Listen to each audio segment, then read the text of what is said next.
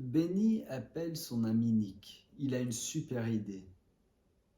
Nick, j'ai trouvé une façon de faire pour que France me remarque. Qu'est-ce qu'est ton nouveau plan qui ne marchera jamais? Bah alors, tu n'as pas confiance en moi? Un jour, je saurai les secrets de l'amour et je ne te les raconterai pas. Je doute que tu ne saches jamais les secrets de l'amour. Peut-être pas, mais je vais lui trouver un super cadeau d'anniversaire. C'est dans 3 jours. Ce n'est pas une mauvaise idée. Est-ce que tu as assez d'argent pour un beau cadeau? Non, il va falloir que je demande de l'argent à mes parents. Benny va voir son père pour lui demander de l'argent. Papa, est-ce que tu peux me donner 20 francs? J'ai besoin d'acheter des livres pour l'école. 20 francs? Je connais aucun livre d'école qui coûte 20 francs. Tu penses que je travaille tous les jours pour que tu puisses gaspiller mon argent? Non, papa, il y a plusieurs livres qu'il faut que j'achète. Je vais te repayer. Et il est où le travail avec lequel tu vas gagner de l'argent pour me repayer? T'en fais pas, papa. Je trouverai quelque chose bientôt. Et en plus, je pourrai utiliser les livres pour t'aider à apprendre comment lire bientôt.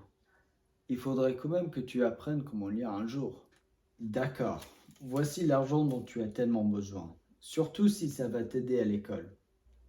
Merci, papa. Il n'y a personne d'aussi généreux que toi. Benny et Nick sortent du bus à Lyon. Qu'est-ce que tu cherches comme cadeau pour France? Je n'ai guère pensé à ça. Peut-être un fer à lisser? Nawal utilise le sien assez souvent. Pour une fille avec des cheveux déjà lisses, je n'ai plus trop confiance dans ton plan. Et toi, t'as des idées au lieu de te moquer de moi? On est assez près du marché où ma mère a perdu son porte-monnaie une fois. Peut-être il y aurait quelque chose de bien là-bas. S'il faut qu'on aille à cet endroit pourri pour trouver quelque chose que tu peux donner à France, allons-y. Faites attention les jeunes.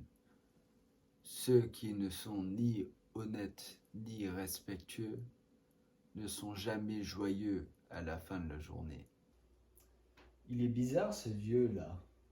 C'est un marabout. Ma mère dit qu'il faut toujours écouter leurs conseils. Benny et Nick continuent à chercher un cadeau dans le marché. Ils trouvent un magasin avec des très jolis tissus. Ah, voilà ce dont j'ai besoin. Je peux acheter quelque chose pour France ici. Je doute qu'elle ait reçu une écharpe aussi jolie pour son anniversaire. Ça pourrait marcher, mais il faut que tu payes le monsieur. Est-ce que tu as assez d'argent? Oh non, zut! Où est mon argent? Comment est-ce que je vais trouver un cadeau pour France? Comment est-ce que je vais repayer mon père? Il faut revenir sur nos pas. Je doute que tu aies perdu l'argent il y a très longtemps. T'as raison, allons-y. Ils retracent leurs pas sans succès. Finalement, ils arrivent à l'entrée du marché où il y a le marabout. Ah, voici le marabout. Peut-être il m'a vu quand j'ai perdu l'argent. Monsieur Marabout, est-ce que tu m'as vu perdre un billet de 20 francs? Je n'ai pas ce que tu cherches, mais j'ai besoin d'aide pour me lever et pour croiser la route pour prendre le bus.